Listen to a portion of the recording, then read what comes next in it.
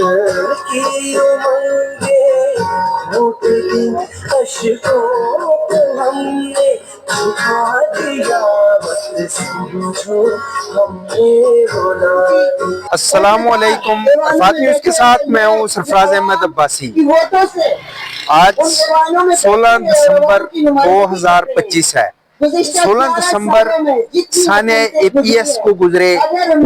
آج 11 سال مکمل ہو گئے ہیں اور آپ میرے عقب میں دیکھ سکتے ہیں کہ سول سوسائٹی کی جانب سے اسلام آباد نیشنل پریس کلب کے باہر ایک مظاہرہ کیا جا رہا ہے، اور اس مظاہرہ کا مقصد ان والدین کے ساتھ اظہار یکجہتی کرنا، ان والدین کے ساتھ اظہار افسوس کر رہا ہے جن والدین کے بچے ثانیہ آرمی پبلک اسکول میں شہید ہو گئے.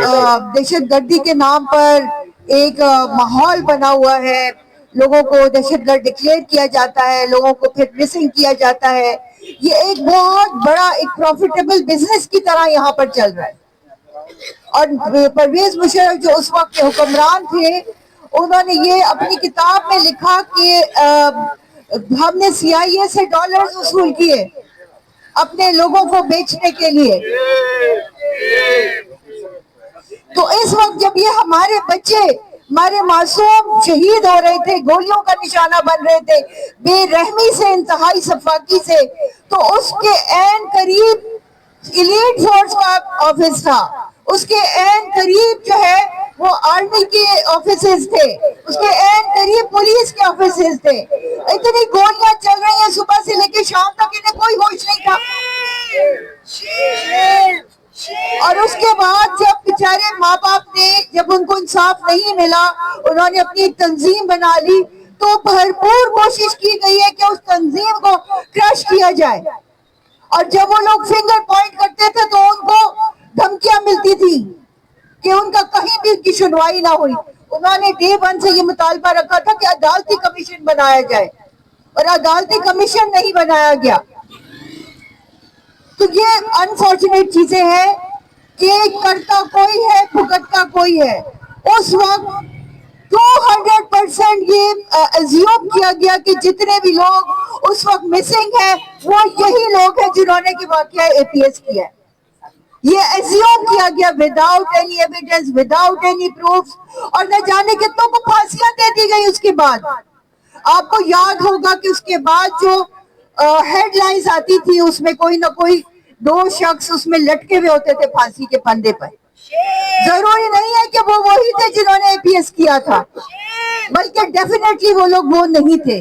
اس میں ہی ایک شخص اخلاص تھا جو کہ رشین نیشنل تھا، جس کا باپ پاکستانی اور ماں رشین تھی، اور اس کو 1 سیکنڈ کے اندر وہ 19 سال سے مسنگ تھا. وہ بچہ جو کہ 19 سال کا پکڑا گیا تھا کشمیر سے، وہ اس وقت 19 سال سے لاپتہ تھا، اس کو نکال کے پھانسی دے دی. آپ سوچیں اس کی ماں بیچاری کہاں کہاں گئی. اس نے کشمیر میں اس کو دفن بھی کر دیا تھا. اس نے اپنے بچے کو ایگزیوم کروایا، اس کی لاش نکال کے لے گئی. وہ اسے کہنے لگی میں پاکستان میں اپنے بچے کی لاش بھی نہیں چھوڑوں، وہ رشیا لے گئی. تو یہ دیکھیں واقعہ ایک ہوتا ہے، مگر اس کے بعد جو منظر پیش کیا جاتا ہے وہ ڈیفینیٹلی ایسا ہوتا ہے جس میں کہ 200% اپنے مقاصد حکومت حاصل کرتی ہے. تو ہمیں آنکھیں کھلی رکھنی چاہیے، ہمیں دیکھنا چاہیے کون اصلی مجرم ہے. جو احسان اللہ احسان خود اقرار کر رہا ہے، اسے تو سرکاری مہمان بنا کے رکھا گیا. پاکستان کا اور ایک یہ اے پی ایس کا، دونوں ہی المناک، اور آج تک کے دن تک دونوں سے کوئی سبق نہیں سکھا. اس وقت جو ہوا تھا اور جس وجہ سے ہوا تھا وہ وجوہات آج پھر دہرائی جا رہی ہیں. اور اے پی ایس کا جو سانحہ ہے اس کے حوالے سے بھی کوئی زیادہ پیش رفت نظر نہیں آ رہی. تمام ساتھیوں نے یہی کہا ہے. یہ بہت افسوسناک ہے، بہت ہی افسوسناک ہے. ایک اقلیت ہونے کے ناطے میں نے بھی بہت سارے دہشت گردی کے ایسے واقعات دیکھے ہیں، برداشت کیے ہیں، اور ہم اس میں سے گزرے ہیں، وہ پشاور کا واقعہ ہو یا کوئی اور ہو. اس لیے یہ دہشت گردی کوئی ہمارے جہیز میں نہیں ملی ہمیں کہ 47 کے بعد یہ ہمیں جہیز میں ملا تھا کہ یہ دہشت گردی بھی آپ کے ساتھ رہے گی. یہ بعد میں ہم نے خود اپنے گلے میں ڈالی. اگر ہم نے ڈالی ہے تو پھر اس کو اتارے بھی. اگر آپ کا اس سے کوئی سیاسی یا کوئی اور اسٹریٹجک فائدہ ہے تو خدا کا نام لیجئے. اس ملک میں جب اگر یہ ملک ہے تو کچھ دوسروں کے مفادات بھی ہیں.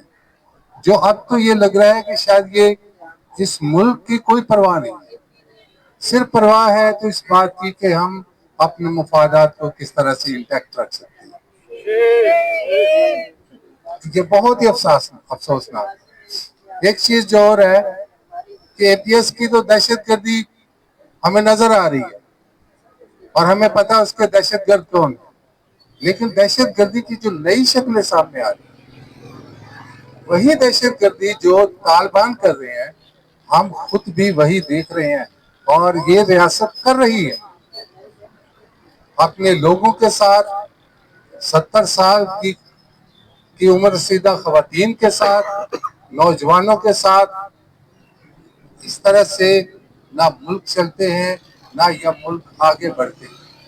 ابھی تو ایسے لگ رہے کہ جیسے ہم کسی لمحے میں ٹھہر گئے. نہ ہم آگے جا رہے ہیں نہ ہم پیچھے کی طرف جا رہے ہیں. چلے ہم پیچھے کو ہی چلے جائیں تو ہمیں کچھ تو سمجھ آئے کہ ہم ماضی میں چلے گئے. ہم اس طرح سے اپنی نوجوان نسل کو دیکھ رہے ہیں کہ جیسے یہ کوئی زندہ لاش ہے. کیا مستقبل یہاں نوجوانوں کا رہ گیا ہے؟ کوئی مستقبل نہیں ہے. جو بھاگ کر چلے گئے اب جو جانا چاہ رہے ہیں ہم ان کو روک رہے ہیں. پہلے ہم کہہ رہے تھے کہ جو جانا چاہتا ہے چلا جائے یہاں سے. جو نہیں رہنا چاہتا وہ ملک چھوڑ دے. اب جب یہ پتا چلا ہے کہ یہ تو 30 لاکھ چلے گئے ہیں اب تکلیف یہ ہو رہی ہے کہ ان کو روکا کیسے. اور فضانہ صاحبہ نے کہا ہے کہ پاکستان کی جو مین کاز ہے، جو بون آف کنٹینشن ہے ہمارا، وہ ایک سیکیورٹی اسٹیٹ ہے. اور security state is always looking for options to create more and more enemies to justify their existence. اب جس طرح ایک دو باتیں ہیں جو میں ایڈ کروں گا کہ سیکیورٹی اسٹیٹ میں ہمیں یہ کہا جاتا ہے کہ بھائی جب سے پاکستان بنا ہے it was in a constant state of threats کہ بھائی یہ سیکیورٹی اسٹیٹ ہے، انڈیا آپ کا دشمن ہے، انڈیا آپ کو جھڑ توڑے گا. پھر اس کے بعد دوستوں ہم نے دیکھا ہے کہ ہم امریکہ کے ساتھ ہم نے اسٹریٹجک الائنس کیا، پھر ہم نے رشیا کو بھی اپنا دشمن ڈکلیئر کیا اور پھر رشیا کی ہم نے ایک جنگ لڑی جس میں ہم نے کافی افغانیوں کو نقصان پہنچایا. پھر ہم اسی طرح آگے چل کے ہمیں بتایا گیا کہ بھائی نہیں، ایران کے ساتھ بھی آپ لوگ اچھے ریلیشنز نہیں رکھ سکتے کیونکہ ایران کے اوپر آلریڈی سینکشنز ہیں. اور اس کے بعد پھر جو افغانستان کے لوگ تھے، افغانستان میں دوستوں جو پالیسی رہی ہے ہماری پچھلے 40 سال میں وہ یہ رہی ہے کہ بھائی وہاں پہ ہم نے اسٹریٹجک ڈیپس بنانے ہیں، وہاں پہ اسٹریٹجک ایسٹس بلڈ کرنے ہیں اور وہاں پہ ہم نے آپ کو اسٹیبلش کرنا ہے کیونکہ وہاں پہ انڈیا بیٹھا ہے، انڈیا کے وہاں پہ کانسولیٹس ہیں اور انڈیا جو ہے وہاں پہ ہمارے لیے سیکورٹی تھریٹس پیدا کر سکتا ہے. کس بات کا ہوتا ہے کہ سانحہ 16 دسمبر کے حوالے سے اے پی ایس پہ بچے ہی انہی کے ہیں جو فیصلہ ساز لوگ ہیں اور ادھر جو شہید ہوئے انہی فیصلہ ساز لوگوں کے مضمون نونہالوں کو ان کے والدین کو پتہ بھی نہیں تھا کہ یہ کیا سین ہونے والا ہے.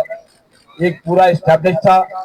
آج کا سول سوسائٹی کا یہ فورم اس خبر کا مطالبہ کرتا ہے کہ آج سوشل میڈیا کا اوپن زمانہ آ چکا ہے، کوئی چیز چھپ نہیں سکتی.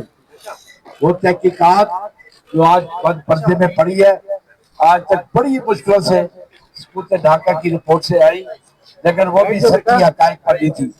16 دسمبر کا دن اس بات کی یاد دلاتا ہے کہ ہمیں بطور مہذب شہری اگر مہذب قوموں کے ساتھ کھڑا ہونا ہے تو حق پر سچ کے تمام وہ تقاضے چاہے وہ ہیومن رائٹس کے ہوں، چاہے رائٹس کے ہوں، ویمن رائٹس کے ہوں، جوڈیشل رائٹس کے ہوں، ان کی آزادی کو یقینی بنایا جائے. سب سے بڑی بات یہ ہے کہ ہم انتہائی دل کی گہرائیوں سے اس واقعے کی مذمت کرتے ہیں. دس از دا اونلی وے. ہمیں اس تمام چیزوں سے انتہائی نفرت ہے.